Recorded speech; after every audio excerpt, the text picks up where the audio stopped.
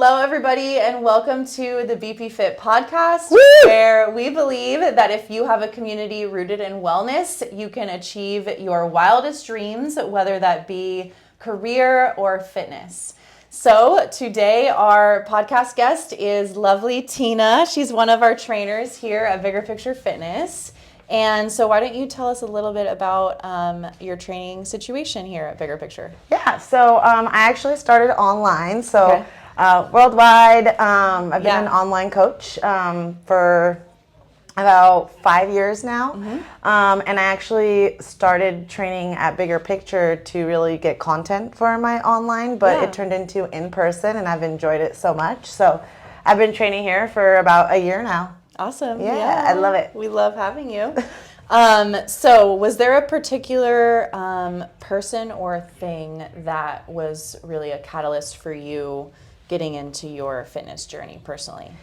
Yeah, so there was it was like a couple weekends in a row. I would say it was Halloween. I was always the bigger girl, and all my friends were much more skinnier than I was. Yeah. So we went costume shopping, and I had to go to like the plus size section, and all my girlfriends had the cutest costumes, and I was like in the most frumpiest because nothing fit me. And it just didn't feel good. I didn't feel good, and I was like, I need to do something about this because I'm such a like bubbly person, but my weight was like keeping me back.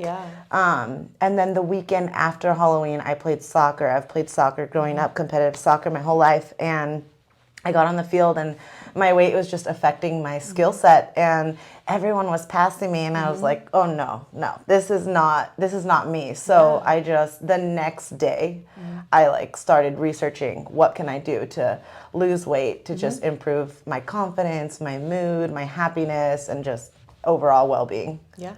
Awesome. Yeah. So like a lot of trainers, you had your own journey to kind of start you in becoming a personal trainer.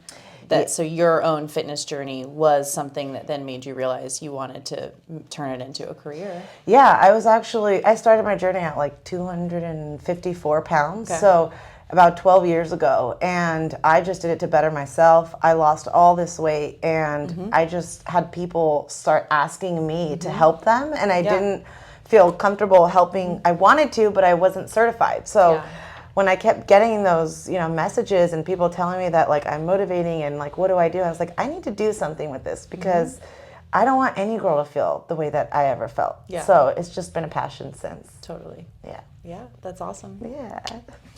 So yeah, I totally relate with that because like playing sports growing up, I played volleyball, and being a girl and wearing the volleyball shorts, the short volleyball shorts that you have to wear, really just affect your body image at a time when you're already so sensitive to your body image. Oh, yeah. And so I totally can resonate, as I think most women, and especially women athletes who play sports and have to move their body, it makes you more aware of those things. Oh, yeah. And so, it's uncomfortable. Playing volleyball growing up, it was always like, oh my gosh, do I need to pull my shorts down? Do I need to pull them down? Do I need to pull them down? Is my butt hanging out? Do I have cellulite today? Yep. Oh, yeah. I used to wear like the long soccer shorts when some girls would wear the little ones. And then you're like, I want to be the one wearing the little ones. Yep, so exactly. It's all that stuff that is like awkward things that we all go through as humans, but no one will talk about. Yep. And so that's why I appreciate you being here also to talk about it. Yeah. How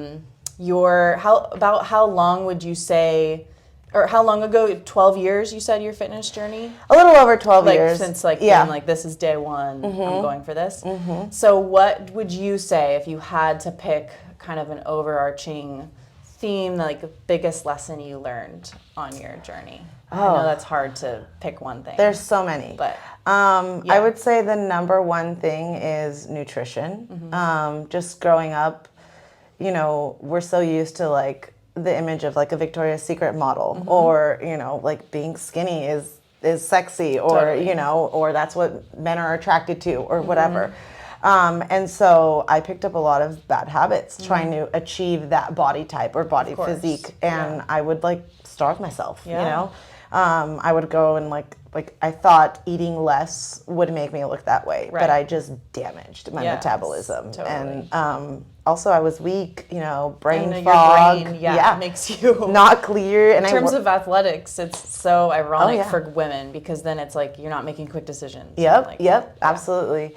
And so I just was like, okay, I need to get into learning how to eat enough protein. Don't be scared of the carbs. Oh my God, I love carbs now. Like you can't ever catch me. Like 12 years ago, I would stay away from bread. So just how important eating the right foods and then getting enough of it is for your journey. Yeah, it's an ironic thing that most people don't realize that sometimes you're doing the opposite. When the eat less, move more is generally correct, but not always. Right, yeah. It's a big thing for people to learn. Yeah, it changes.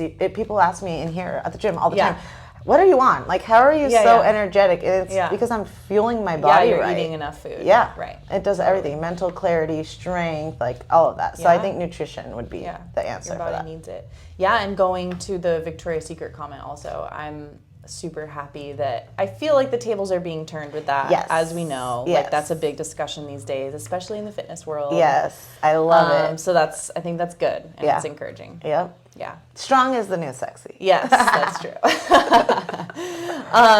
So you turned your own journey into a career, which is very impressive. Yeah. What would you say is your favorite part of working with clients? And how has that been for you? Oh man, I will say, because I also work a full-time job. Yeah. So transitioning from in person, my time is very limited, but it has been so rewarding. Oh my God. Like That's in-person clients, I love seeing them come in, they're shy in the beginning and they're covered up, and that I relate to that like so much. Like I will tear up to that. Yeah. But coming in there, like they come in to work out and they're, after they lose a little bit of weight, they're wearing their sports bras and you could just see their confidence going up.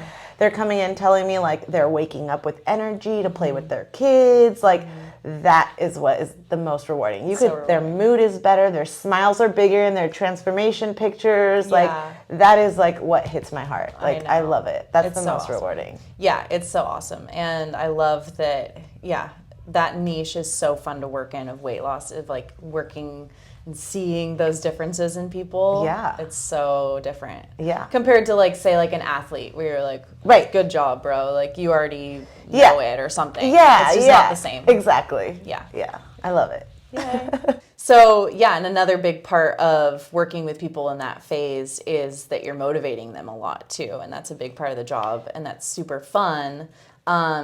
And also a part of why people hire personal trainers, right, is that they need someone to motivate them. Yes. So being a fitness professional, you know that motivation is not always something that you can rely on. Discipline is what makes results. Yes. So what is the difference between the two, in your opinion?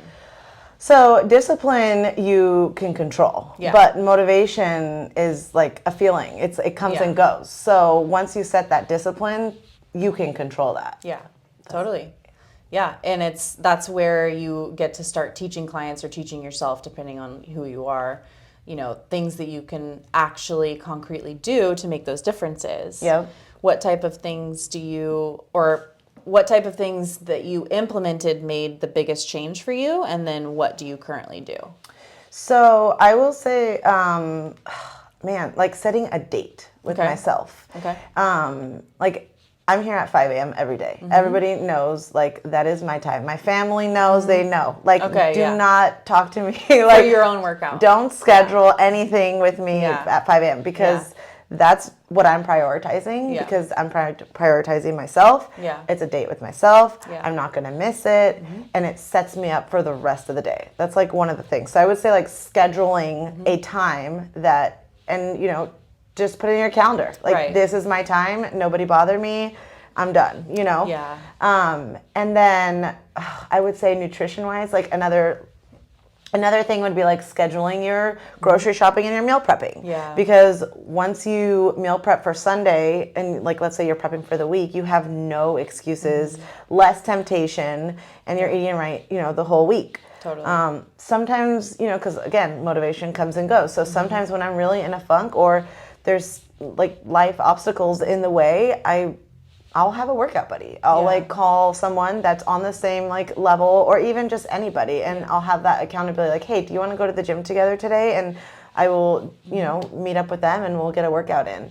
I also like set little goals for myself, so I track my progress. Like, I know when I first started my journey, and I tell my clients this too. Like, hey, once you lose those first 10 pounds, it could even be 5. Like, once you lose your first goal weight, go buy yourself something. Like, reward yourself, because that is a big win. Like, I will like spoil myself with some shoes or a sports or a new pair of workout pants. Yeah, exactly.